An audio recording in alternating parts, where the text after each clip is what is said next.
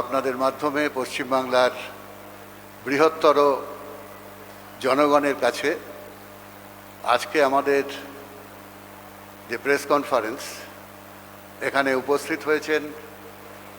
আপনারা জানেন যে গোটা দেশে যার পরিচিতি সর্বত্রই রয়েছে, যশবন্ত সিনহা সাহেব, তিনি আজকে এখানে উপস্থিত হয়েছেন প্রেস কনফারেন্সের জন্য।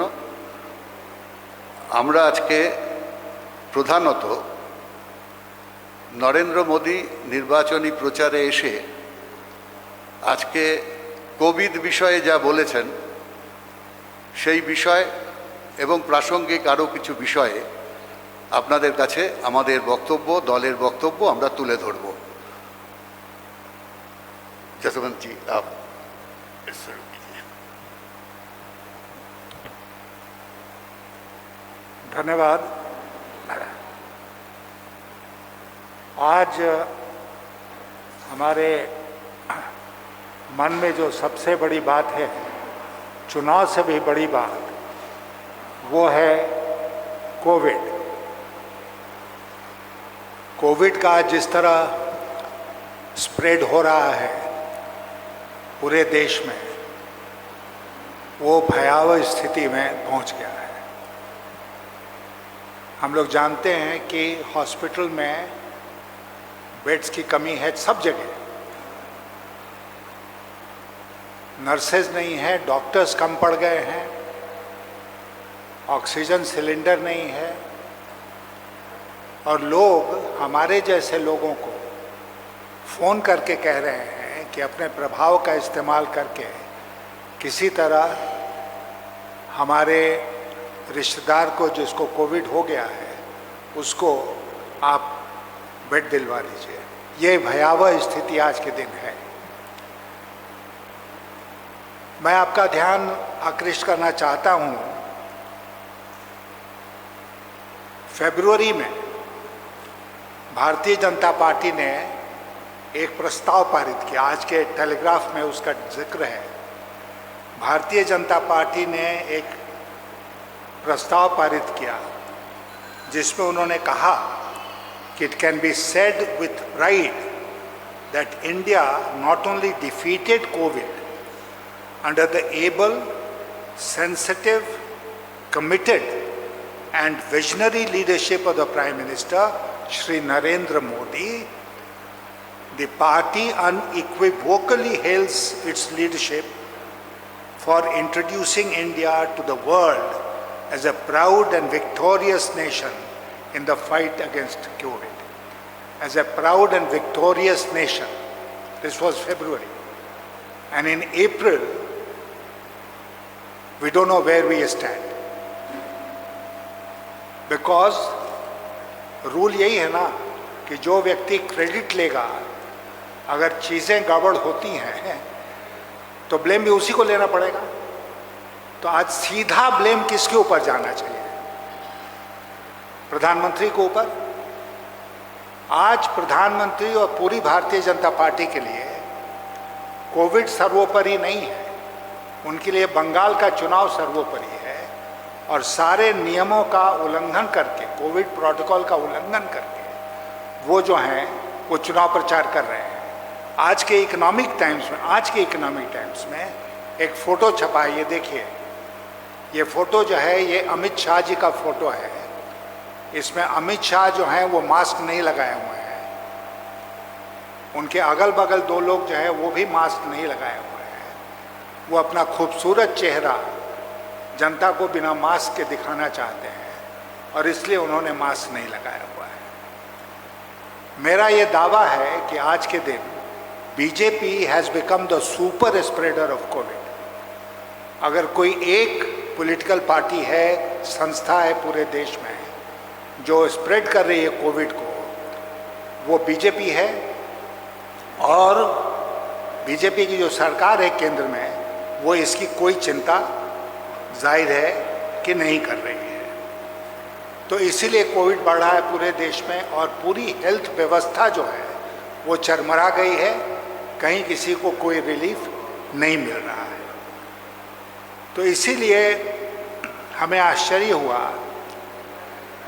जब अभी तुरंत बोलते हुए प्रधानमंत्री जी ने कोविड के ऊपर वक्तव्य दिया और फिर एक बार दावा किया कि वो बहुत कुछ कर रहे हैं। ऐसा नहीं है। आपको पता है कि एक बार पार्लियामेंट में ये सवाल उठा था कि कोविड को देखते हुए पार्लियामेंट का सेशन रोक दिया जाए, बंद कर दिया जाए पार्लियामेंट को। और प्रधानमंत्री ने क्या कहा? प्रधानमंत्री ने कहा कि आप लोग स्कूल के उस बच्चे की तरह बिहेव कर रहे हैं जो छुट्टी चाहता है। यह आरोप उन्होंने लगाया उन मेंबर्स के ऊपर जो कह रहे थे कि हमें बंद कर देना चाहिए पार्लियामेंट। मध्य प्रदेश में आपको याद होगा, मध्य प्रदेश में उस समय तक असेंबली का सेशन जारी रहा जब तक कि उन्होंने खरीद को पूरा कर नहीं लिया और बीजेपी के एमएलएस को, कांग्रेस पार्टी के एमएलएस को तोड़ नहीं लिया और सरकार नहीं गिरा दिया। बीजेपी के लिए चुनाव सर्वोपरि है, बीजेपी के लिए राजनीति सर्वोपरि है, कोविड सर्वोपरि नहीं है, जिसको आज देश झेलने के लिए मजबूर है। तो ये मुख्य रूप से मैं आज के दिन आपसे कहना चाहता था कि अत्यंत गंभीर स्थिति है और बीजेपी की सरकार को इसकी कोई चिंता नहीं है।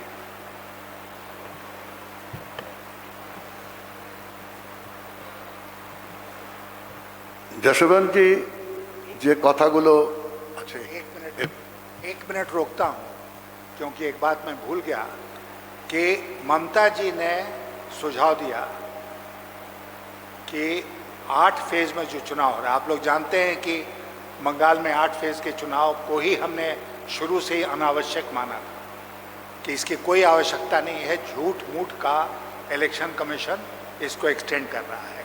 उस समय भी कोविड था और हम लोग जानते थे कि कोविड काल में ही इतना लंबा चुनाव नहीं चलना चाहिए, लेकिन हमारी बात नहीं मानी गई और 8 फेज में चुनाव हो रहा था। ममता जी ने सजेस्ट किया कि 6ठे फेज में 7वें और 8वें फेज को जोड़ दिया जाए और 6ठे फेज के साथ साथ चुनाव को समाप्त कर दिया जाए। ये कोविड को देखते हुए उन्होंने सुझाव दिया।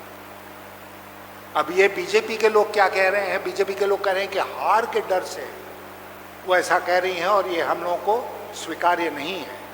हार के डर से कोई चुनाव को एक्सटेंड कराता है कि हमको और टाइम मिल जाए लोगों के पास जाने का, उसको कम नहीं कराता है। हार का डर बीजेपी को है। बीजेपी के जो डेली पैसेंजर्स दिल्ली से आते हैं, मुख्य रूप से 3 लोग, वो पूरी डेली पैसेंजरी करना चाहते हैं बंगाल का, ताकि उनको मौका मिलता रहे चुनाव प्रचार का और सारे नियमों का चुनाव प्रचार में उल्लंघन होता रहे। Thank you.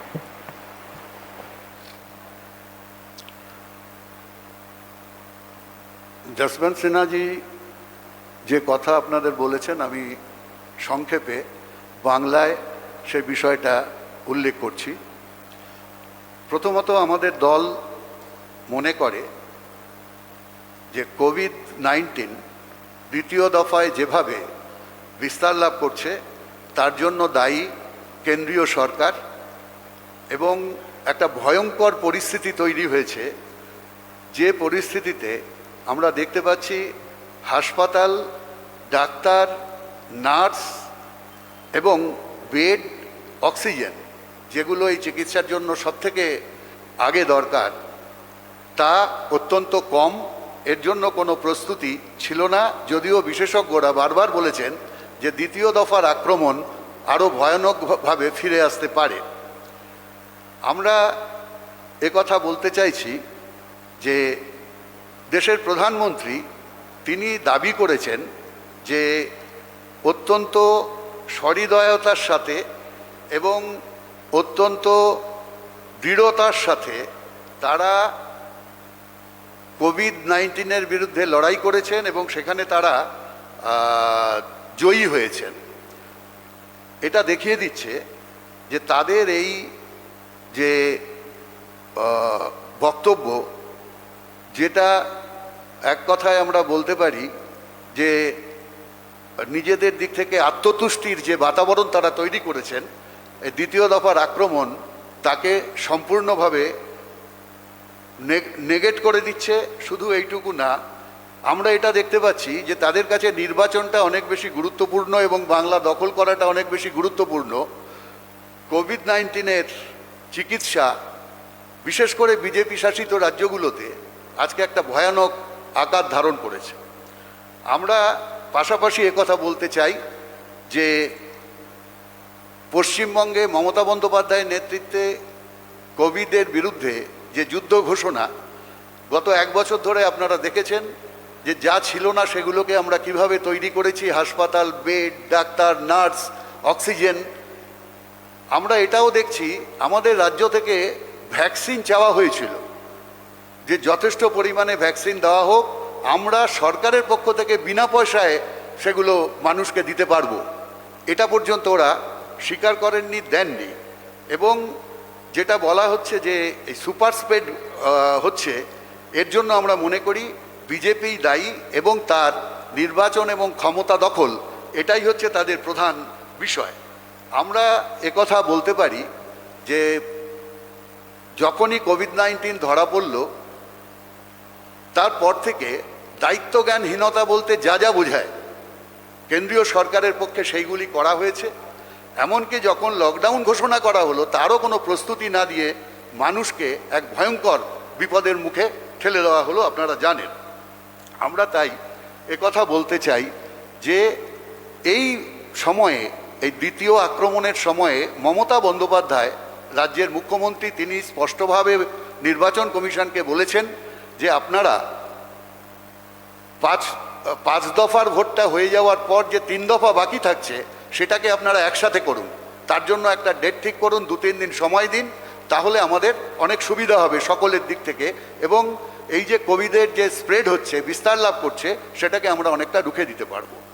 আমরা এটাও দেখেছি যে আজকে এবং কয়েক দিন ধরে যেটা যশবন্তজি বললেন যে অমিত শাহ তিনি ডেলিভারেটলি মাস্ক ব্যবহার করছেন না। ইলেকশন কমিশনের যতগুলি নিয়ম এর মধ্যে জানানো হয়েছে কোভিড মোকাবেলার জন্য, সেইগুলোর ক্ষেত্রেও বেশিরভাগ ক্ষেত্রে যেমন 5টা গাড়ি দেওয়া, সেসব থাকা, সেগুলো কোনো তোয়াক্কা করা হচ্ছে না। এবং স্বরাষ্ট্রমন্ত্রী হিসেবে তিনি নিজেই নিজেদের ঘোষণাকে তিনি নিজেই বিরোধিতা করছেন। এটাও এক ধরনের খারাপ কাজ বলে আমরা মনে করি। আমরা এখনও মনে করি মানুষ শান্তিতে থাকুন, শান্তিপূর্ণভাবে ভোট হোক এবং কোভিড নিয়মবিধি সকলে মেনে চলুক, এটাই হচ্ছে আমাদের আজকের বক্তব্য। এবং এর জন্য সম্পূর্ণত আমরা কেন্দ্রীয় সরকার এবং বিজেপিকে দায়ী করছি।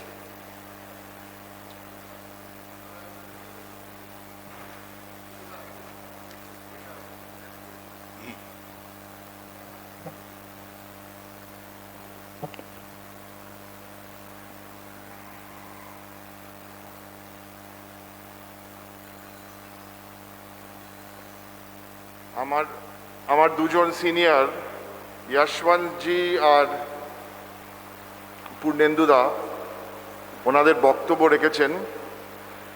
আমার জাস্ট দুটো আপডেট দেওয়ার আছে আপনাদের, দুটো। 1 নম্বর, যশবন্তজির এবং পূর্ণেন্দুদা এবং আমি পার্টির তরফ থেকে আমরা ইলেকশন কমিশনের সাথে একটা মিটিং চেয়েছি 2:30টার সময়। আজকে এখান থেকে আমরা ইলেকশন কমিশন যাব একটা মেমোরেন্ডাম রাখতে। মেমোরেন্ডামের বিষয় যে ডিটেলসটা আমরা ইলেকশন কমিশন, এনারা আরেকটা প্রেস কনফারেন্স করবেন। সেই মেমোরেন্ডামের বিষয় যে মুখ্যমন্ত্রীর ফোন কিভাবে কে ট্যাপ করছে, এই গেল 1 নম্বর। 2 নম্বর, প্রধানমন্ত্রী বক্তৃতা রেখেছেন আজকে, সেই বক্তৃতাতে 10টা ভুল তথ্য তথ্য উনি দিয়েছেন 10টা। কোভিড নিয়ে তো এনা জানালেন, আমরা সেটা নিয়ে আরেকটা প্রেস কনফারেন্স করব। 10টা ভুল মিথ্যে প্রচার করেছেন। একটা উদাহরণ আপনাকে দিচ্ছি। পশ্চিমবাংলায় 88 ফাস্ট ট্র্যাক কোর্ট আছে। এই 88 ফাস্ট ট্র্যাক কোর্টের মধ্যে 45টা মহিলাদের জন্য, 19টা হিউম্যান রাইটস কোর্ট আছে। বালুরঘাটে সেখানে আবার ওই রেপ কেস নিয়ে প্রধানমন্ত্রী মিথ্যা প্রচার করেছেন। বলছে যে ওখানে কি হয়েছে, ফ্যাক্টসটা কি, 72 ঘন্টার মধ্যে চার্জশিট দেওয়া হয়। মোদিজি মিথ্যে বলছে, মোদিজিকে ক্ষমা চাইতে হবে। এখানে এসে এইসব মিথ্যা প্রচার করছে। আরেকটা, মোদিজি আজকে ফেজ 5 ইলেকশনের পর ওনার স্পিচটা আমরা এক্ষুনি দেখছিলাম। 3 মিনিট 4 মিনিটের মাথায় উনি বলছেন ভোট ভালো হচ্ছে, এই পার্টিতে ভোট দিচ্ছে। এগুলো তো প্রচার, চিটিংবাজ। তো এইসব নিয়ে আমরা ইলেকশন কমিশনে যাব 2:30টার সময়। যশবন্তজির নেতৃত্বে পূর্ণেন্দু বসুদাও যাবেন, আমিও যাব 2:30টার সময়। কোভিডের জন্য ওনারা তো সব বুঝিয়ে দিয়েছেন। ঠিক আছে, থ্যাংক ইউ।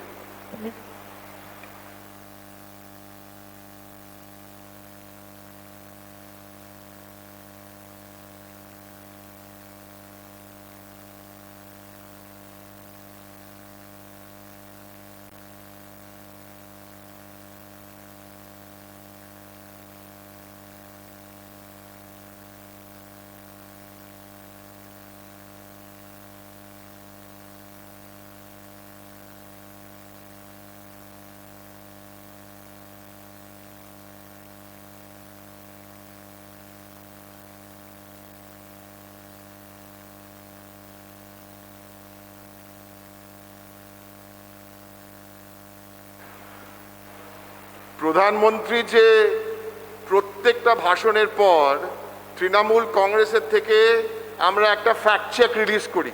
ফ্যাক্ট চেক, কি ভুল প্রচার। এই যেমন আজকে ফাস্ট ট্র্যাক কোর্ট নিয়ে বললাম।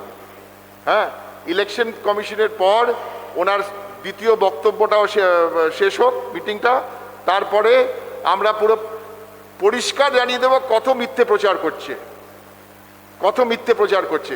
আর যেটা আমার সিনিয়ররা বলেছে, আমরা তো বলেছি রাজনীতি পরে হোক, আগে আপনি কোভিডটা ম্যানেজ করুক। সেখানেও তো কোনো আমাদের রিকোয়েস্ট ছিল যে 3 দফায় ভোট না করে 1 দফায় ভোট শেষ করতে। আমরা বলবো এটা।